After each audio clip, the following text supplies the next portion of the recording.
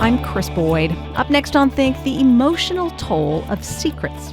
We'll spend this hour with Michael Slepian, a psychologist who studies the effects of hiding the truth about ourselves and finds that they take up a lot more bandwidth in our social and emotional lives than most of us realize. We'll talk about the kinds of things we are most likely to lie about to others, about what makes the stakes of some secrets higher than others, and about what happens to us when somebody finds out the one thing we didn't want them to know. Our conversation starts after a short break.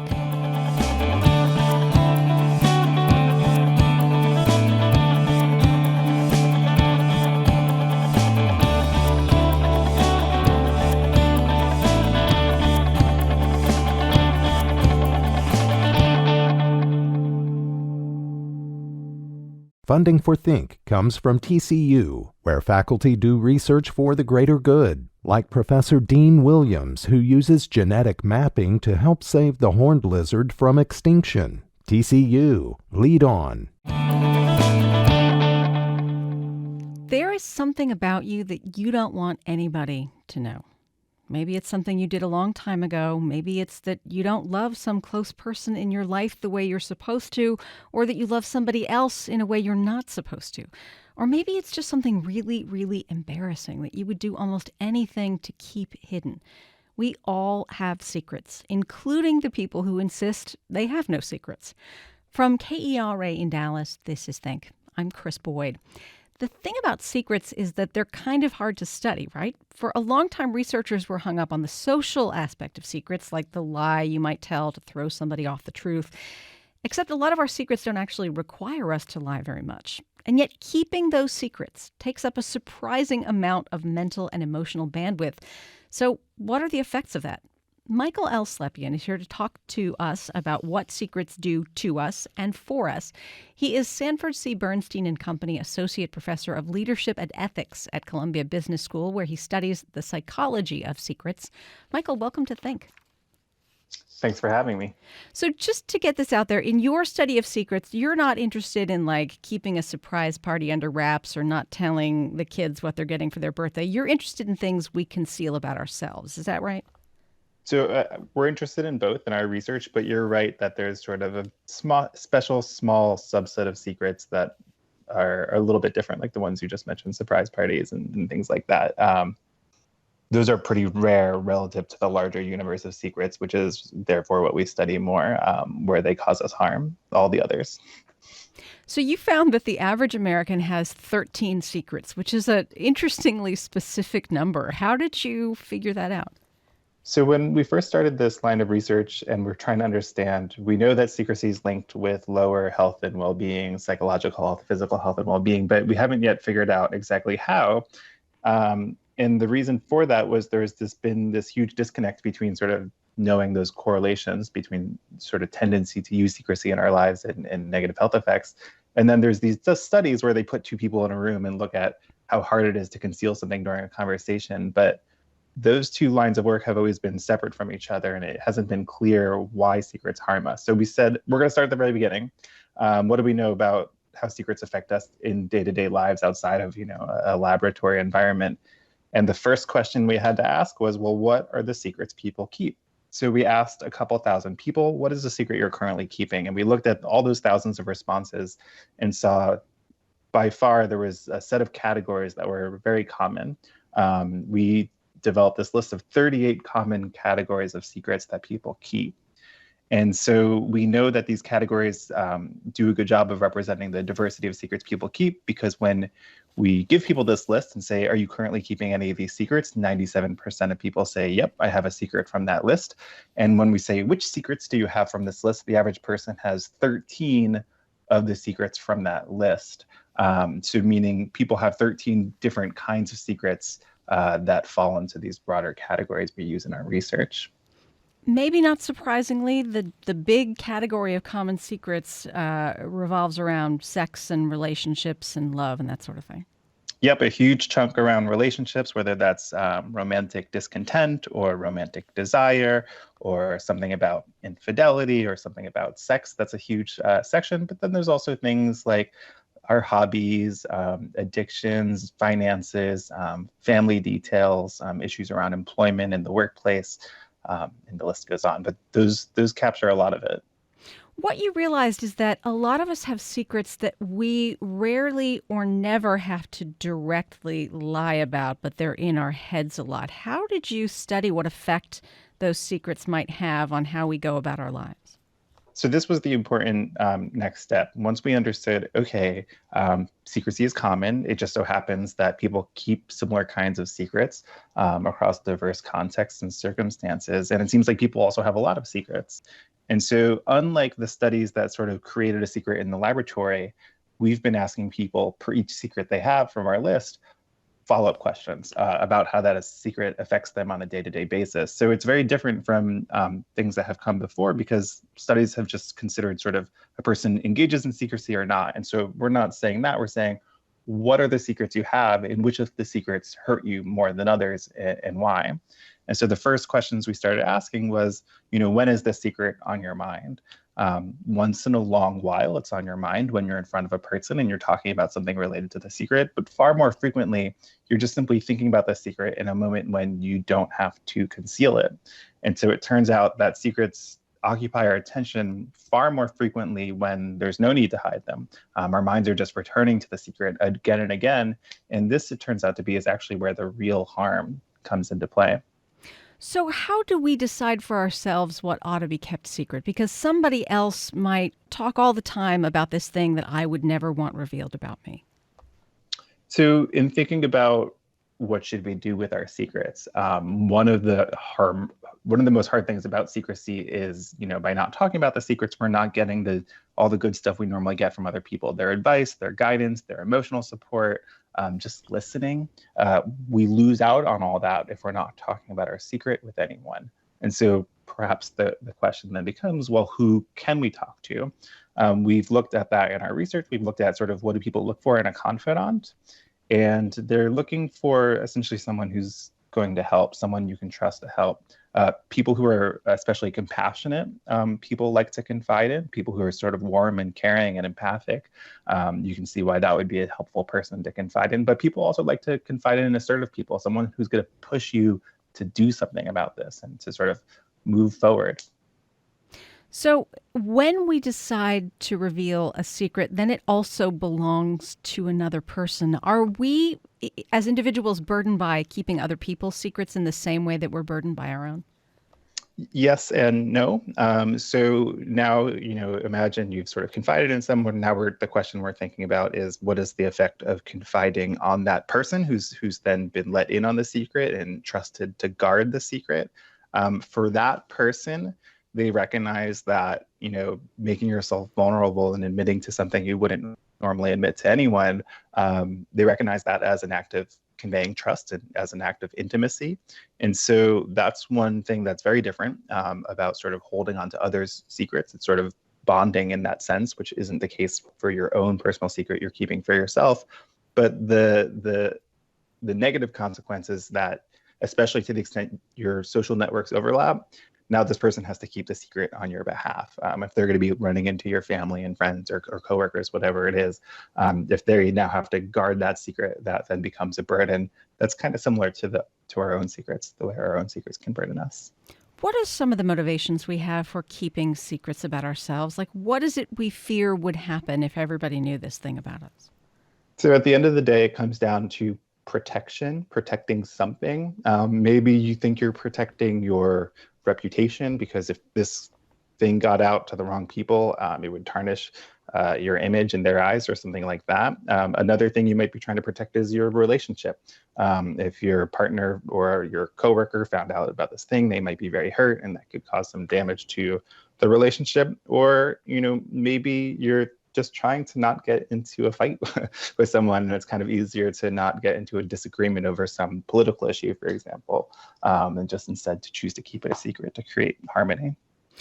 I would imagine a lot of us keep secrets because, yeah, as you said, we worry that, something will happen to our reputation or our relationships with the people we care about. How does the presence of secrets between two people, presumably one party doesn't know they exist, does that still have a damaging effect on the relationship? So if I understand correctly, we're thinking one person's keeping a secret from the other person. The other person doesn't know about it. The first person's sort of effectively keeping their secret? Is there some harm to the relationship to the Right. second person without their realizing it? I think yes, and I think it largely depends on sort of the other things at play in that kind of context. It's easy to, for example, think of a romantic relationship as a good example for this one. Say you think you're doing the right thing, that if your partner were to learn this, they would be really hurt, and you think you're protecting them and the relationship by not revealing that. I think the risk is if that becomes habitual, if you sort of start realizing, oh, here's an easy way to sort of handle problems, just keep secrets, that will eventually catch up with you. If you're generally becoming less open and more closed off, that will be noticed, and that will be understood as a signal of sort of relationship deterioration of some degree. And so what's important, if you feel like secrecy is the right option in this situation, it's to be especially disclosing and expressing thoughts and feelings whenever you can. You don't want to be closed off because of this one thing. You want to still remain open otherwise. How careful do you have to be when you're doing this research not to cause people to shut down? Like maybe people will go so far, they'll fill out an anonymous questionnaire, they'll be pretty candid with you. Have you learned that there are places you can't go in your line of inquiry without sort of losing your research subjects? There's always the chance that you could sort of lose someone because we would dredge up something they haven't thought about in a while, and that kind of makes them say, I'm over it. I'm not going to sort of participate in this study, or I'm not going to continue thinking about this thing. I don't see a lot of evidence for that happening in our studies. We can look at sort of the rates of dropout and when people are dropping out in this study. It doesn't look like that. And so once in a while, we do get people to think about something they haven't thought about in a while, and that can be hard on them. But they also often recognize it's good to reflect back on these things as well sometimes, and people can also walk away appreciating that challenging experience. How did secrecy become a research focus for you as associate professor of leadership at Columbia Business School? So back when we started this research a long time ago now, I was looking at something very different. I was just interested in the use of metaphor, and people had this curious way of talking about secrets as carrying around secrets with them, or a secret can sort of weigh them down, or the burden of a secret. And the question we were asking is this just a way that people speak, or do people actually think about secrets as being cumbersome or burdensome and weigh you down in some sense more than just the words? Do they actually feel like secrets weigh them down in this metaphorical sense? And we ran some studies along those lines where we asked people to think about a secret, and then took some measures that we know vary by this experience of feeling encumbered, and that your resources are compromised. And it turned out just when people were thinking about a secret, it looked as if they were burdened by that secret in that moment. What was unusual about that finding was this was an instance where people were not hiding a secret in the moment. They were just merely thinking about their secret, and they seemed burdened for it. And that's what led us to then do all this other research asking, well, how harmful is hiding anyway?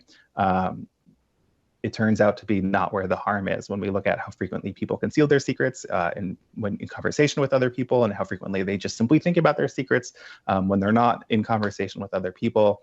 We see it's the more people have their minds returning again and again, the more people ruminate on their secrets, the lower they report their well-being, not the more that they have to hide their secrets.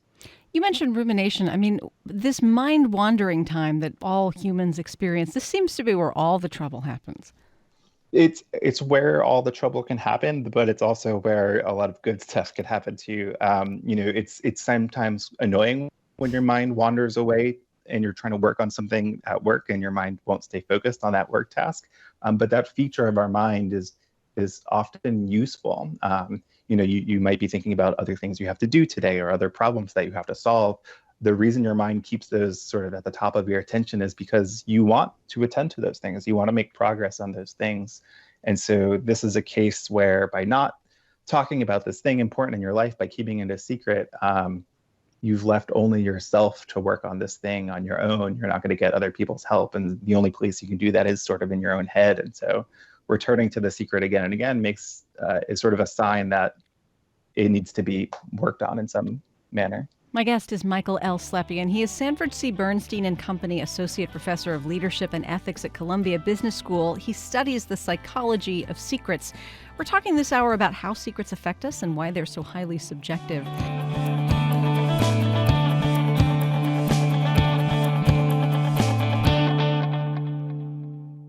Support for KERA comes from you, our members, and from the Texas Secretary of State, providing voters details on which approved forms of photo ID they can take to the polls. More at votetexas.gov or 800-252-VOTE. This is Think. I'm Krys Boyd. This hour we are talking about how secrets affect us with Michael L. Slepian, who studies the psychology of secrets as Sanford C. Bernstein and Company Associate Professor of Leadership and Ethics at Columbia Business School. Michael, I wonder if you've looked at people who have to keep professional secrets, people who have like top secret clearances or are working on the team developing the next iPhone that can't get out until it's revealed. Are these like non-personal secrets likely to affect us differently emotionally than the ones that kind of hit close to home? So it's again a sort of yes, but with a difference quality to these secrets. So we are looking at this currently. This is an active and ongoing research area.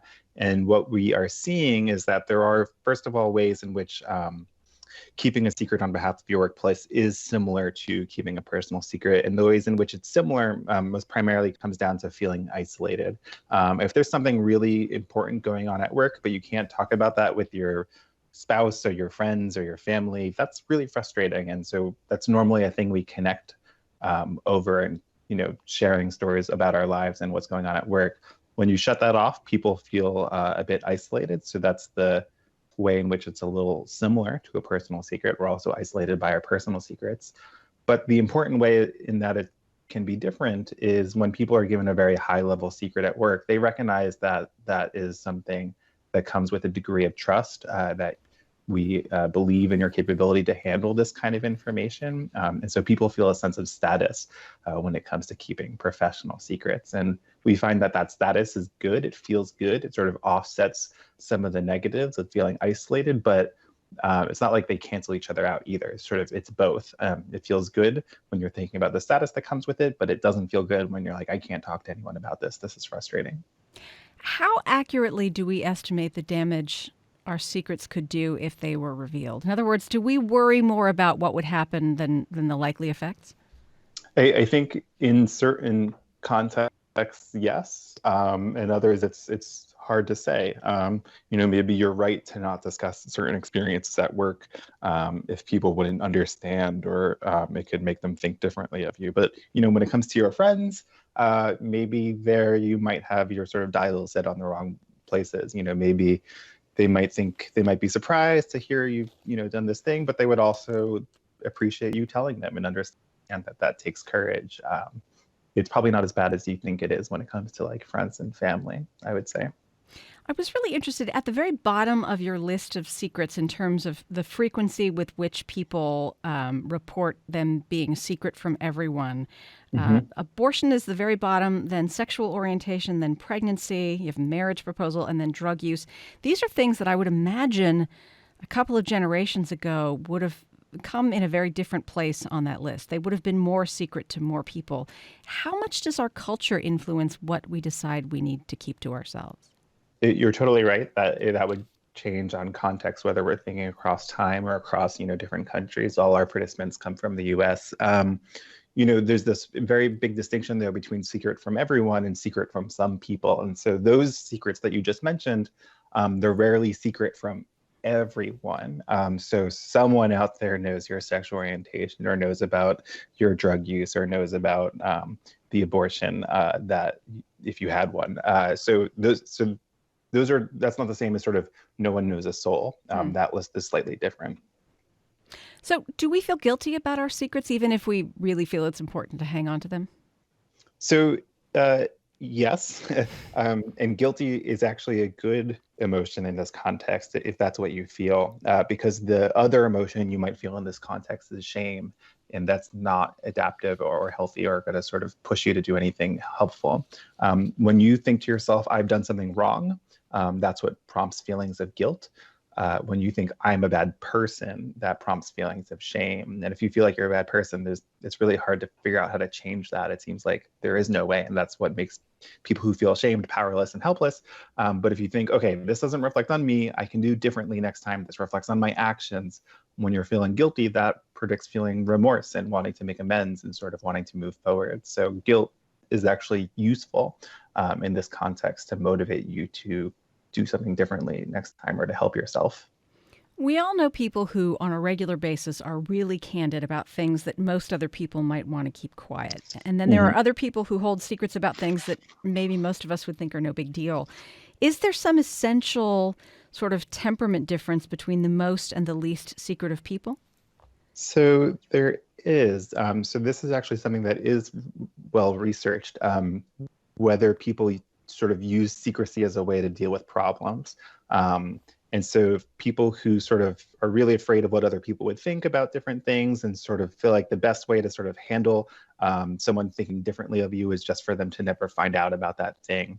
So when bad thing happens, your response is to sort of just clam up and keep secrets. That as a personality trait is, as you might expect, not a healthy one. So folks who are sort of prone to secrecy to solve their problems don't get the emotional support they need, don't get the level of deep depth that they need in their social connections because they're not opening up. So people who sort of are prone to secrecy, the reason that their health is impoverished relative to people who are less prone to secrecy is just that they generally don't have healthy ways of dealing with problems, and secrecy is one example of that. We have Monique on the line in Austin, Texas. Hi, Monique. Hi, I'm just calling because last summer my father died from a stroke, severe brain hemorrhaging. And after he died, I reconnected with some old friends of his and a longtime best friend.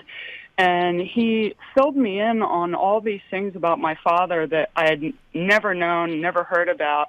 And I found out that my dad was carrying a lot of secrets, very long-term secrets about his childhood living in poverty in Brooklyn, New York, that he never told me, secrets about his money problems and infidelity. And he was keeping so much from me that it along with the trauma of losing him, I find myself dealing with this trauma of wondering who my father really was, because he kept so much from me that I feel as if I never really knew him.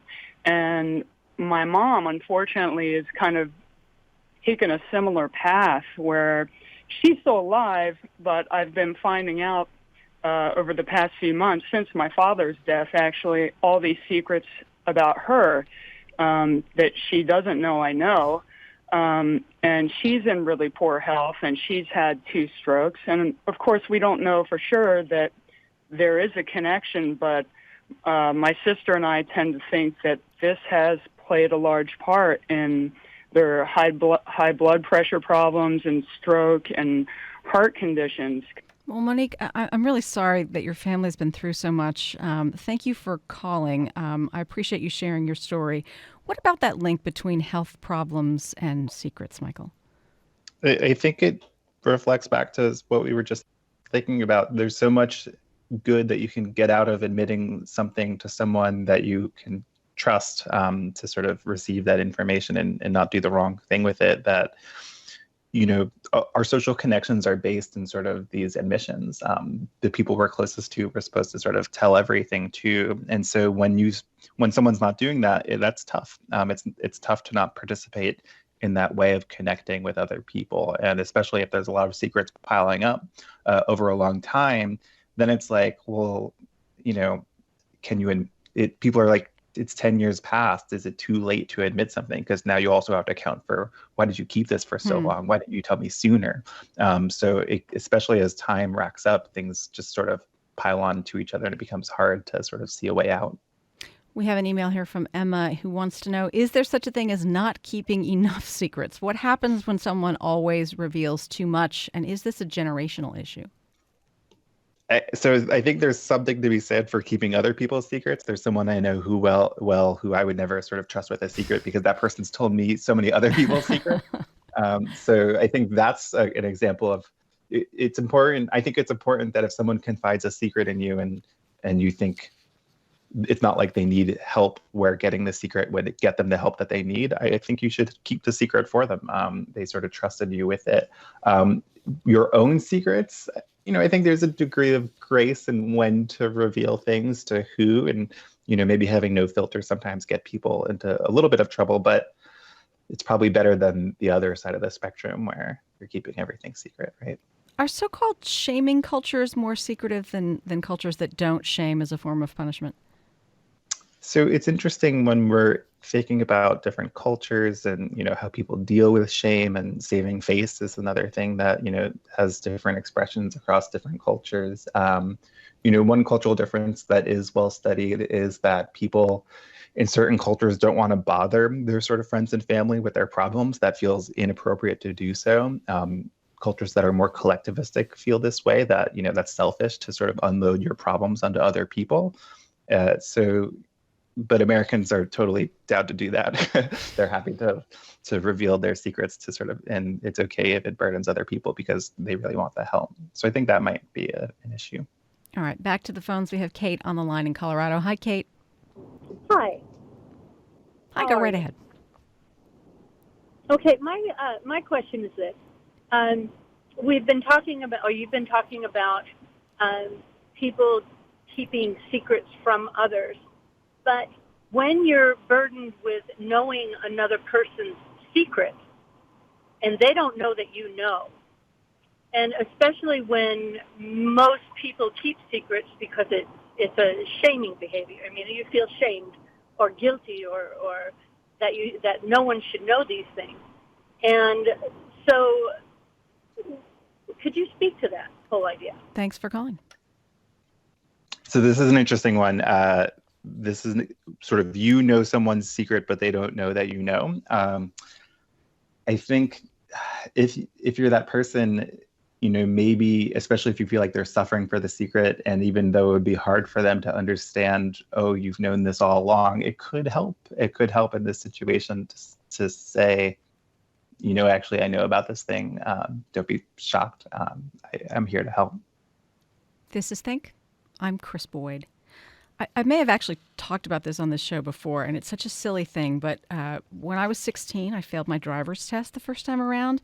All of my friends had gone on their 16th birthday, got their licenses. I got mine a few weeks later, but for years, this was something I was desperate for to keep quiet.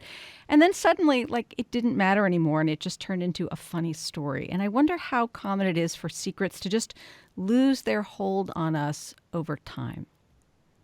I think this completely happens, especially because, as time moves on, contexts change, and something that was a big deal once upon a time doesn't matter anymore. I think people sometimes forget to update, oh, this is a thing that I can talk about now. Mm-hmm. But once you realize that, I think it's a perfect example for something that seems like such a big deal today, won't always be that way. I think there's a good lesson there. How do we justify our secrets to ourselves? I think it comes back to protection. You're like, I know that there's a lot of hardship that comes with keeping the secret, but if you think it's the right thing to do, maybe you're going to accept that burden. It doesn't mean you have to be alone with a secret, though. Even if you feel like this person can't know this thing, I would encourage that person to recognize that they can talk to third parties, they can talk to other people about this and sort of get the help that they might need. So secrets have been hard to study in lab settings. You and your colleagues have made strides forward. It does seem like this is something that has been studied a lot in art and literature over time. I'm thinking about the many novels that sort of turn on someone having a secret that, as the reader, you're often thinking, just tell it. It's not that big a deal. But the character at the heart of the story can never figure that out and does suffer in all the ways that you describe in your research. Yeah, there's a good example. I think it's called The Farewell. It's a movie that came out a few years ago, and it's a real story. And it's this interesting case where they find out that the sort of grandmother figure of this family has cancer, and she's going to die. And this family decides, we're not going to tell her. We're going to the whole family is going to keep this secret from her. And it's a fascinating story. It's a great movie, and there's also this is the movie about the Chinese American family going back to visit. Yes. Yeah, and so there are interesting cultural questions there raised about like, well, maybe they are doing the right thing to not tell her this information. Yeah, I think it's a great story. I wonder if people sort of email you and call you and say, Michael, you have to see this movie, you have to read this book, when they see something that sort of relates to your work. If people out there want to do that, they need to do it more of it. People will sometimes write and tell me about their secrets, but I love when I get those kinds of examples.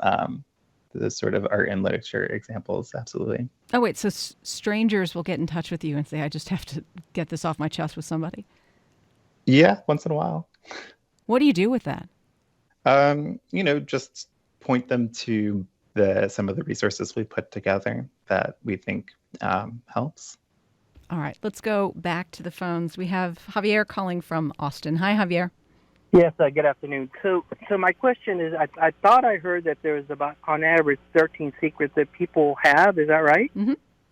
And so then I thought, okay, so there must be like a severity scale. Like you have some that are like really big deals and maybe some not so big deals. Like on a driver's license, we say we're 5'9" and we're really 5'8", or way more than less versus maybe, I don't know, taking a life or something like that.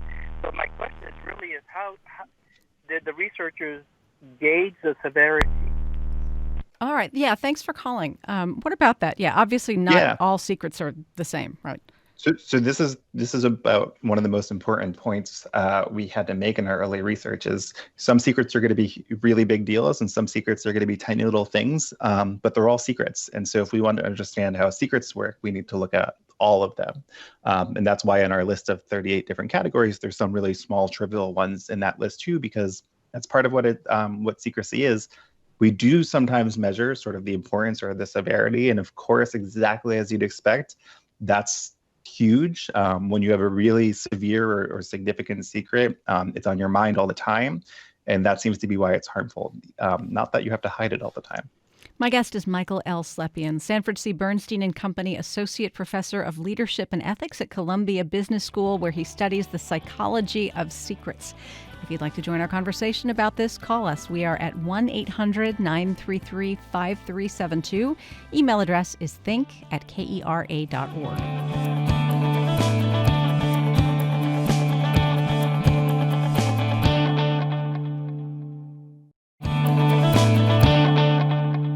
This is Think. I'm Krys Boyd. We're talking this hour about the psychology of secrets with Michael L. Slepian, Sanford C. Bernstein Company Associate Professor of Leadership and Ethics at Columbia Business School.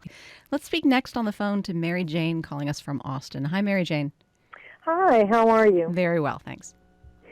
So we have a son with very serious mental illness, adult onset, and we are very, very open about it. We don't hide it at all. We tell everybody if they ask us anything. And what I have found most interesting is the number of people that will then take me aside and say, now don't tell anybody, but our daughter or our son or my husband, and they confide in me because I've opened up to them and I have their secret, which I do keep. But I find that very interesting that mental illness, addiction, these kind of things are secrets that do not leave a family. And I want to add one other thing to that is if we had known it was in our family, our son would have been diagnosed way earlier, but that was a family secret they didn't share. Oh, that's really interesting. Thanks so much for your call, Mary Jane. What about all that, Michael? It really strikes me, it's another great example of, there's a set of things that we just don't talk enough about, and we lose a lot when we don't have those discussions, valuable information that, people very near us have. It's that lost opportunity of talking about these things, but we can change that. We can talk about these things. Can we get any relief by expressing our secrets in some way that is not public but somehow gets them out of our heads for a bit, like writing secrets in a diary? Does that take the pressure off at all? It does a little. So, writing in a diary, sort of posting it anonymously out into the internet, shouting it into an empty forest, whatever it is, it does help. It sort of helps to sort of get it off your chest, and it feels like you've done it for a moment, and it helps maybe you put some emotions into words. Is a lot of good things that come of that, but I would encourage someone to go beyond that. I think that's a great first step in maybe trying to figure out who you can talk to, but really there's someone out there, and that person can really help a lot because they can offer ideas that you hadn't thought of. It seems like the internet might help in that even if we're not ready to reveal our own secret, we can probably find someone who has written precisely the same thing somewhere. We can know we're not the only person on the planet. Yeah, and that's huge. It's really nice to know you're not alone, and no one is, in whatever secret that they have. All right, we have an email here from Jeremy who says, I used to live a life of secrecy and found exactly the health detriments you're speaking of. Coming clean hurt for a while, but ultimately brought deep healing for me and for others. And Jeremy writes that he saw that kind of thing described in the Bible. In one of the Psalms, it says, "For when I kept silent, my bones wasted away through my groaning all day long." That's really interesting. Yeah. Do people, I mean, are we guaranteed to feel better once we tell a trusted person? So that's a great question. When you confide in someone that you've sort of carefully chosen, a trusted other, the typical response is a helpful one. Only a very small minority of responses are negative or unhelpful, but someone has to respond like in the worst way imaginable for it to sort of backfire. Even if someone's just like a little lukewarm in their response, it's helpful because you're like, at least you told a person, they've heard you out, they're there for you, even if maybe they didn't agree with your actions. So if you've sort of identified the person you think is the right person, the chances are very good they're going to respond in a helpful way. That's interesting because we've probably pictured the worst possible response the entire time we've held on to that secret.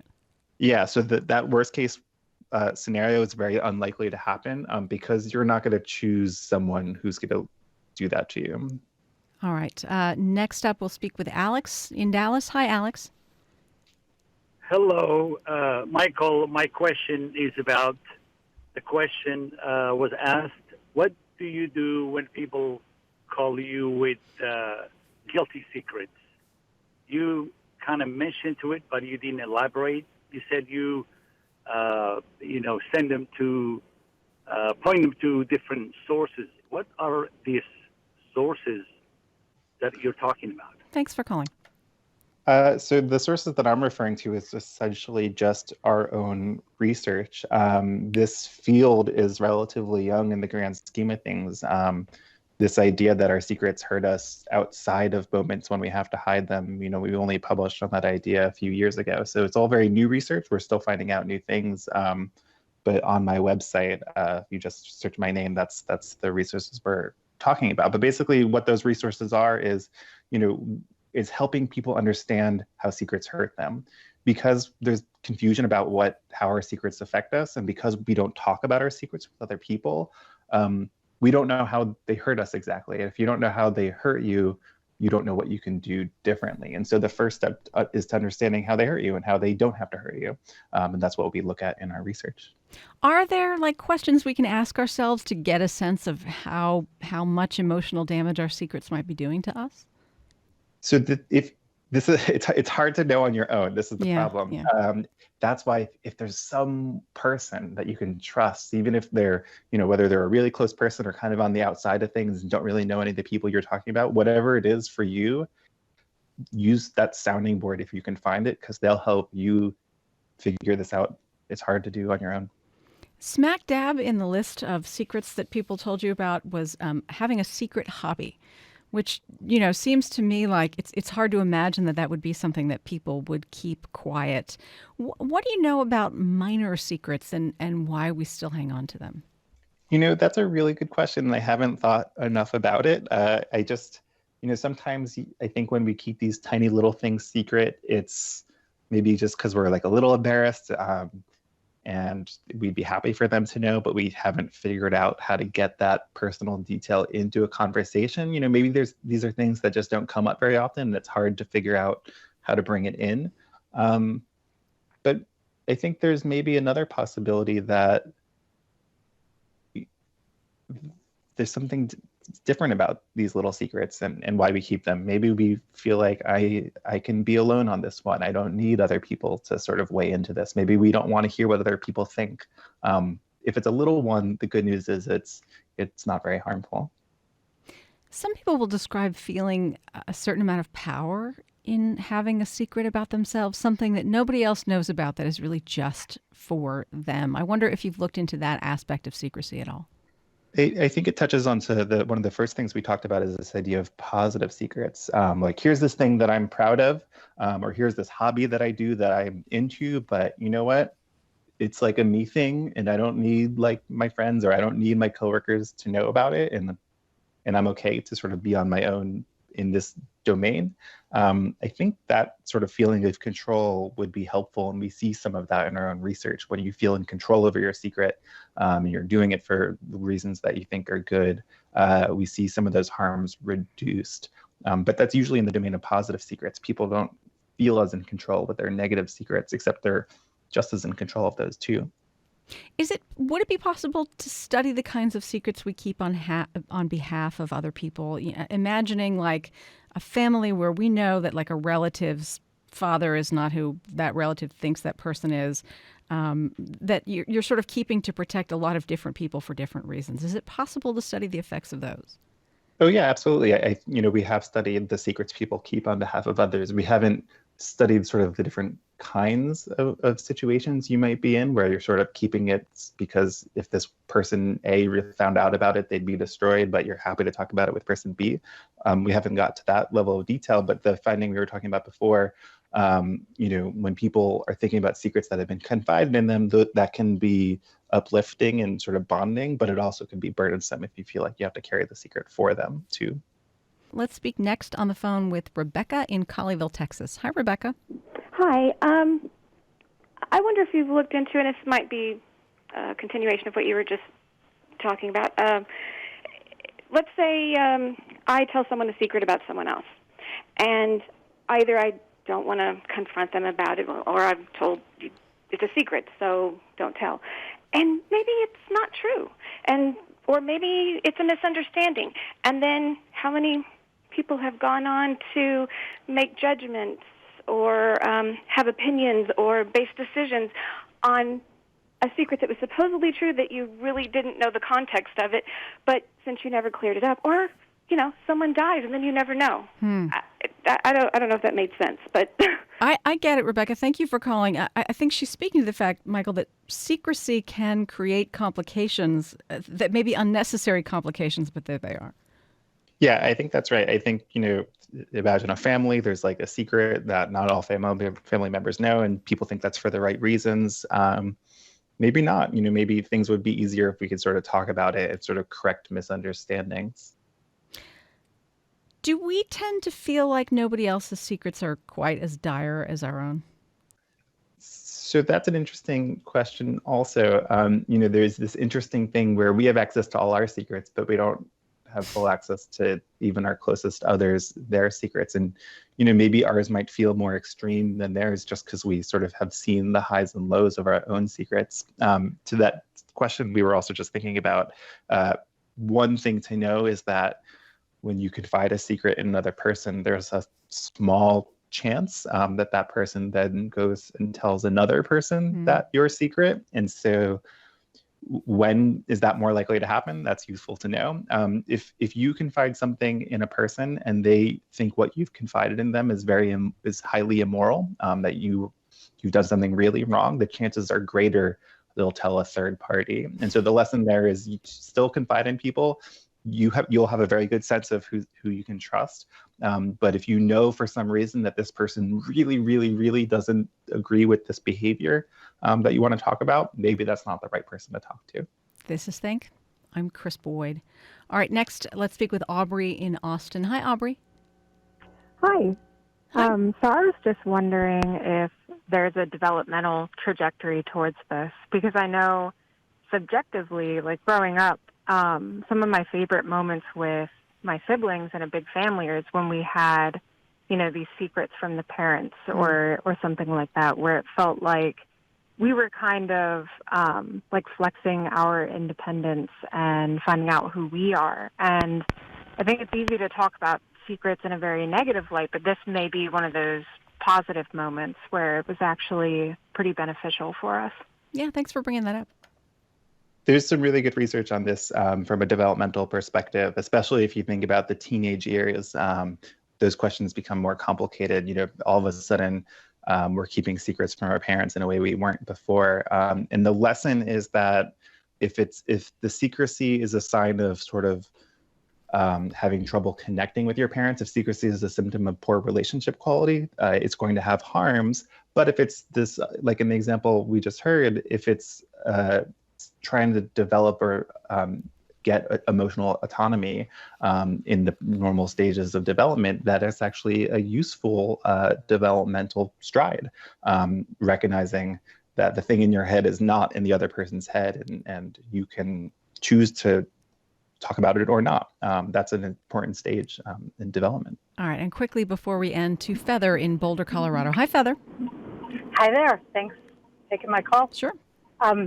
So I apologize. I didn't hear the first part of your show, and I will go back and listen, so I don't know if you talked about this, but I'm a child sexual assault prevention educator, and I speak with parents every day about why it's so important not to ask children to keep secrets, particularly innocent-like secrets, like don't tell Daddy we ate chocolate before dinner, or don't tell Mommy we got a speeding ticket, because those kinds of innocent-like secrets mimic how sexual perpetrators start a grooming process with kids.